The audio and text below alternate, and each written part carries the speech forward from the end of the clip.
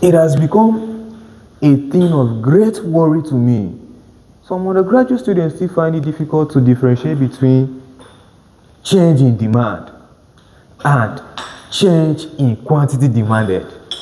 Baby, these are the basic things that you should know even if you don't know anything in these economics.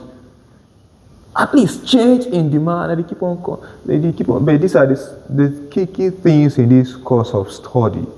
So today we are going to clarify some things about the change in demand and change in quantity demanded. Now, change in demand is a total shift of a demand curve, either outside or inside. Price being constant. Change in demand is a shift in the demand curve to a different position.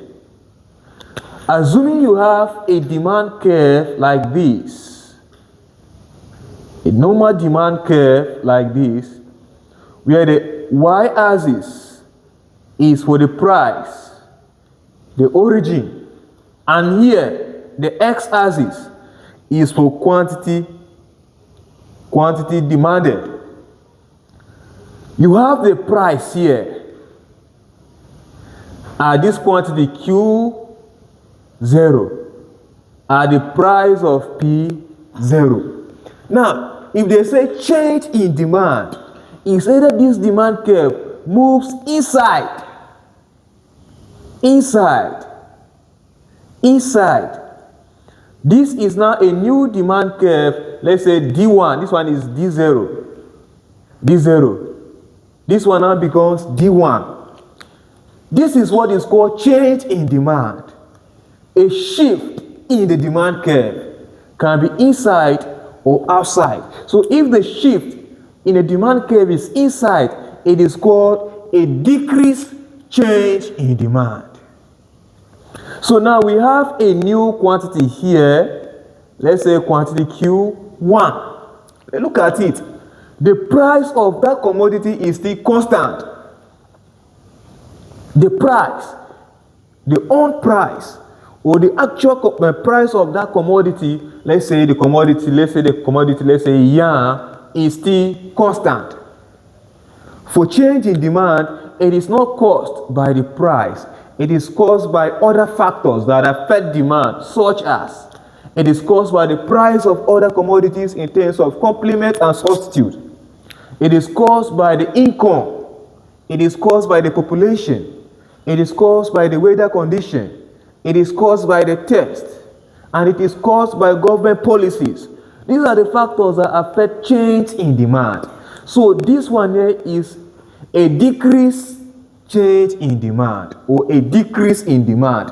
So when you have a situation where a demand curve at a particular price shift outside, holding the price constant. That one is too, it's anyhow.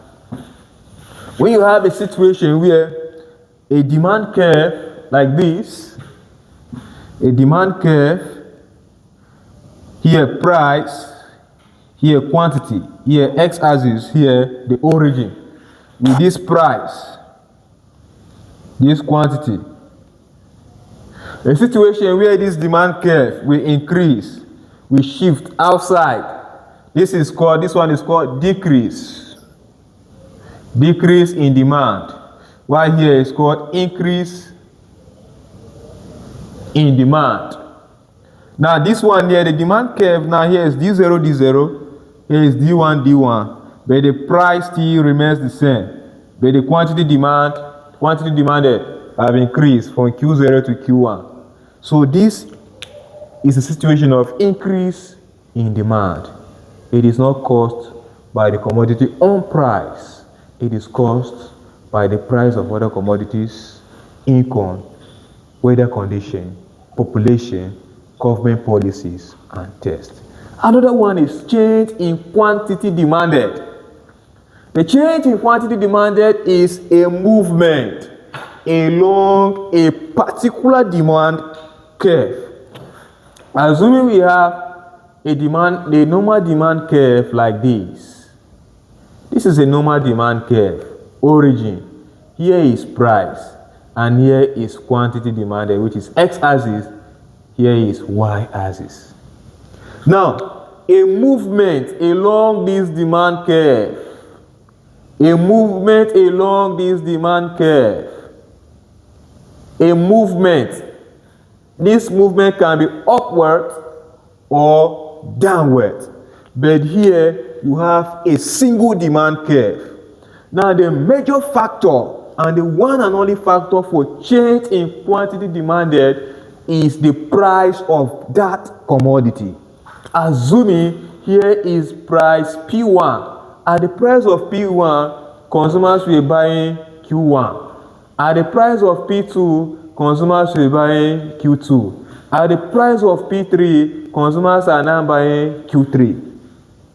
Now, this shows that the lower the price of that commodity, the higher the quantity consumed or demanded. The higher the price of that commodity, the lower the quantity consumed. Now, change in demand is caused by other factors, and it is a shift in the demand curve to a new position. While change in quantity demanded is caused by the commodity on price, and it is the movement upwards or downwards along a single demand curve. Thank you so much for watching this video. Please like, share the videos, and keep on subscribing, and keep on messaging me for more recent videos on complicated study areas. As far as economics is concerned, we'll keep on dropping videos that will be of great help for undergraduate students and postgraduate students in general. That's all.